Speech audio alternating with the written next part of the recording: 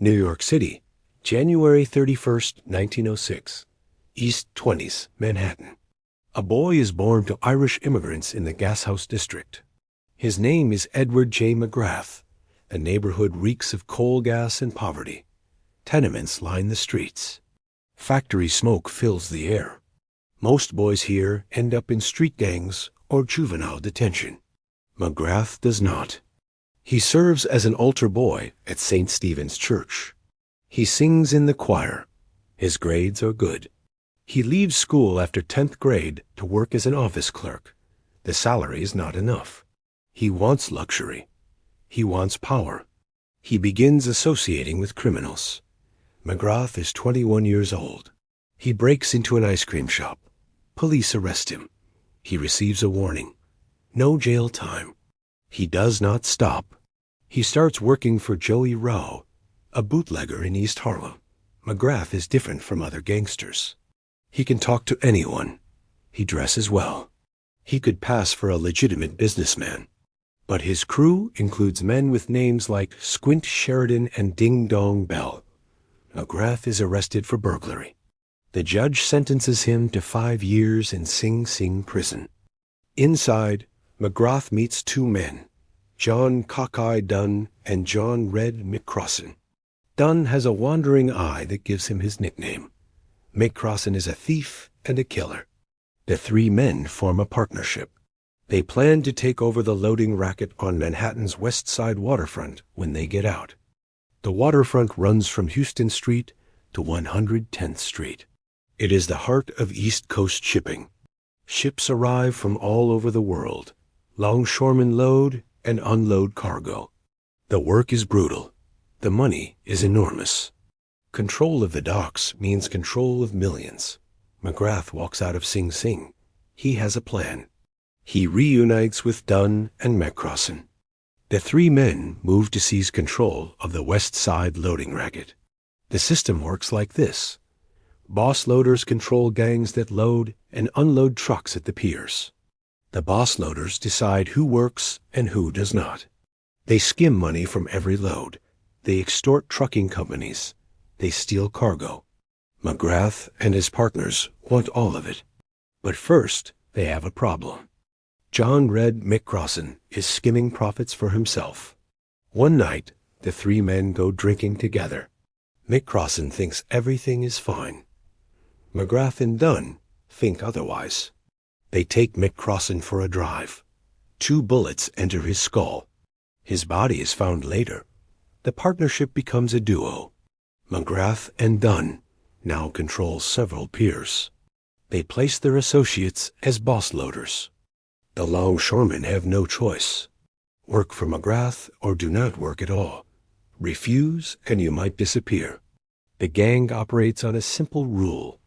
Cross us and we will kill you. A crate of Tommy guns goes missing from Pier 14. Someone stole weapons meant for the war effort. Police begin investigating. They suspect a dock worker named Mutt Whitten is talking. Whitten arrives at the pier after his shift. Andrew Squint Sheridan is waiting with Joe Powell. Sheridan has vision problems and a reputation for violence. He asks Whitten if he can have a word. Whitten follows him into a room. Sheridan pulls a gun. Powell pulls a gun. They fire multiple rounds into Whitten at close range. Blood sprays the walls. Sheridan and Powell walk out slowly, covered in Whitten's blood. They cross the pier in front of dozens of witnesses. No one moves. No one speaks. Everyone understands the message. Snitches die. McGrath and Dunn expand their operation. They control more piers. They control more boss loaders. They kill anyone who challenges them. The gang is responsible for at least 30 murders. Bodies turn up in the Hudson River. Investigations go nowhere. Witnesses refuse to talk. Joseph P. Ryan is president of the International Longshoremen's Association, the powerful union representing dock workers. Ryan has a problem. Reformers and rivals threaten his control. He needs muscle. He needs the mob. Ryan makes a deal with McGrath and Dunn. He grants them their own ILA charter. They become official union representatives. They have legitimate positions. They have union authority. They have control over thousands of workers. The longshoremen are tough men. They work in brutal conditions.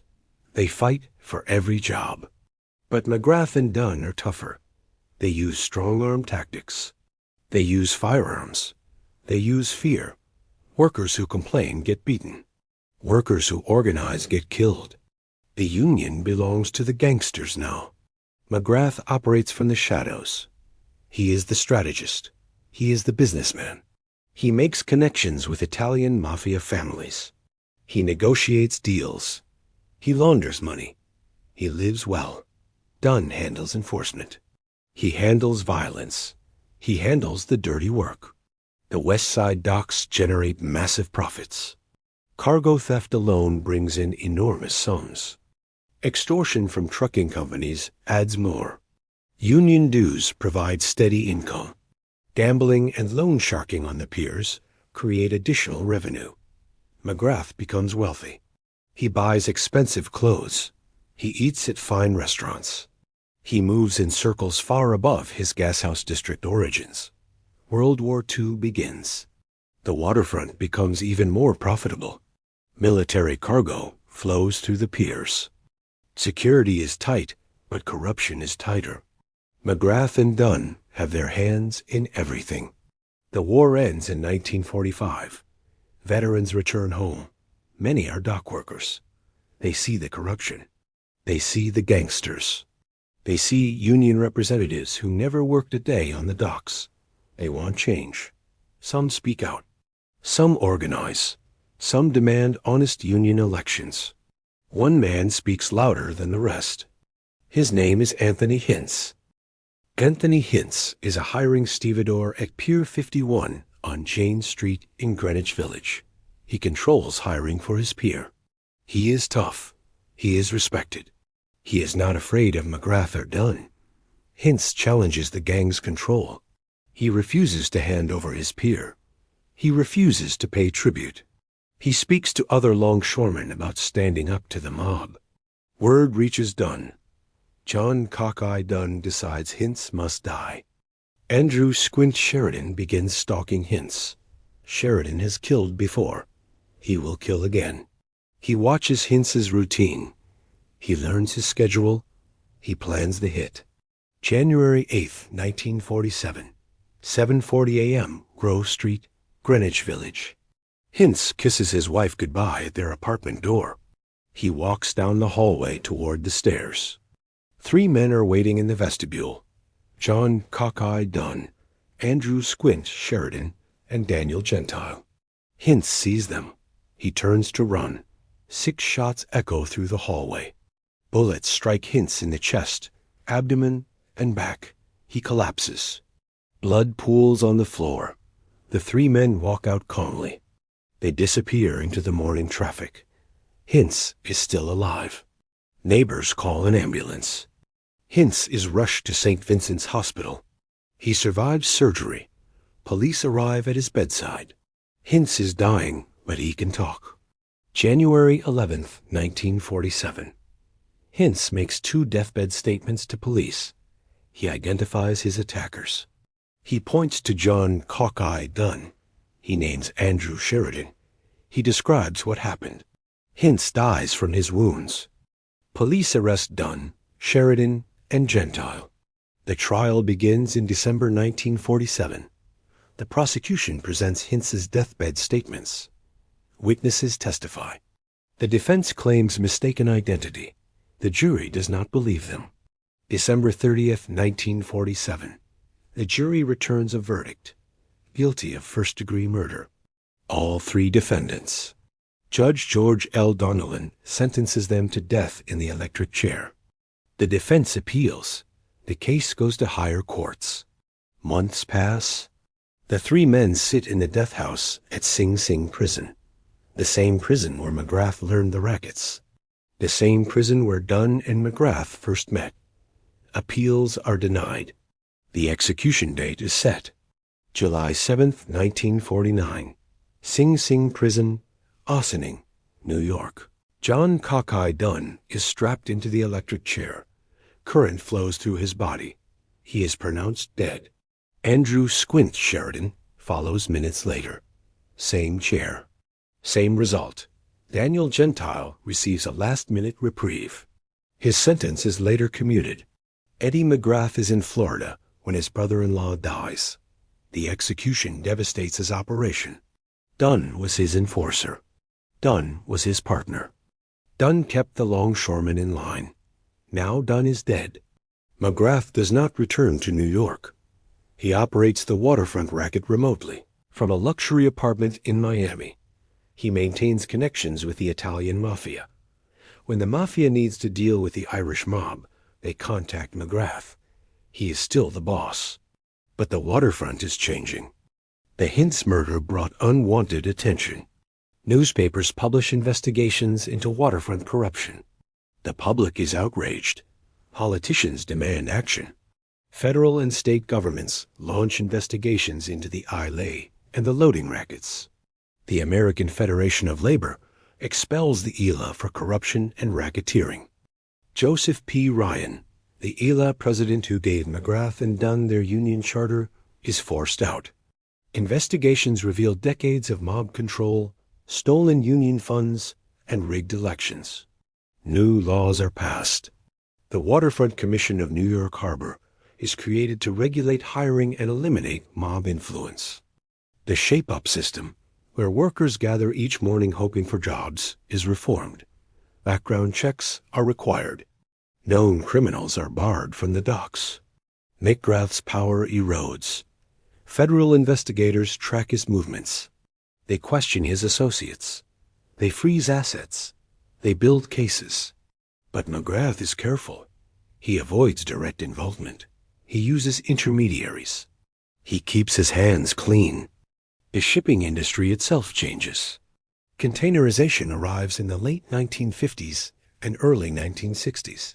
Ships no longer need large crews to load and unload cargo. Containers are lifted by cranes. The work is faster. The work requires fewer men. The old system becomes obsolete. Container ships need modern facilities. Manhattan's piers are too old. They are too narrow. They cannot accommodate the new ships. Shipping companies move operations to New Jersey and Staten Island. Those ports have space for container terminals. They have modern equipment. They have better access to highways. One by one, Manhattan's West Side piers shut down. The longshoremen lose their jobs. The boss loaders lose their rackets. The mob loses its cash flow. McGrath's empire collapses not from law enforcement, but from progress. He remains in Florida. He lives quietly. He avoids publicity. He is never charged with murder despite decades of violence. He serves no significant prison time for the waterfront rackets. Investigators continue to pursue him. They want him to testify. They subpoena him before grand juries. McGrath refuses to cooperate. A federal judge holds McGrath in contempt of court for refusing to answer questions. He is sentenced to jail. He serves 3 months. It is the only significant time he spends behind bars for all his crimes. Eddie McGrath lives into old age. He sees the docks he once controlled disappear. He sees the piers demolished. He sees luxury apartments and parks built where longshoremen once worked and died. The West Side waterfront becomes gentrified. Young professionals move in. Joggers run along paths where cargo once moved. Restaurants open where mob enforcers once broke skulls. McGrath's name fades from memory. The newspapers stop writing about him. The investigators retire. A new generation of New Yorkers has no idea who controlled the docks or how much blood was spilled to control them. But McGrath is still alive. He is still in Florida. He is still the man the mafia contacts when they need to deal with the remnants of the Irish mob. He has outlived his enemies. He has outlived his partners. He has outlived the docks themselves. Eddie McGrath lives in Florida through the 1980s and into the 1990s. He is in his 80s. He is wealthy. He has avoided prison for nearly his entire criminal career. He has avoided the electric chair They took his brother-in-law. He has avoided assassination by rivals. The waterfront he once controlled no longer exists. The West Side piers are gone. Some have been torn down completely. Others have been converted into parks and entertainment venues. The Chelsea Piers complex opens in 1995, offering sports facilities and television studios where cargo ships once docked. The International Longshoremen's Association still exists, but it is not the same union. Reforms in the 1950s and 1960s reduced mob influence. The Waterfront Commission continues to monitor the industry. Background checks and licensing requirements keep known criminals away from the docks. The loading racket is extinct. Modern shipping does not work the same way. Containers move from ship to truck to warehouse with minimal human handling. There is no opportunity for boss loaders to extort truckers. There are no gangs controlling who works and who does not. The Irish mob on the West Side is a shadow of what it was. In the 1960s and 1970s, a new generation tried to rebuild the rackets. Mickey Spillane controlled Hell's Kitchen for a while. Then Jimmy Coonan and the Westies took over. They were violent. They were brutal. But they never achieved the power McGrath had.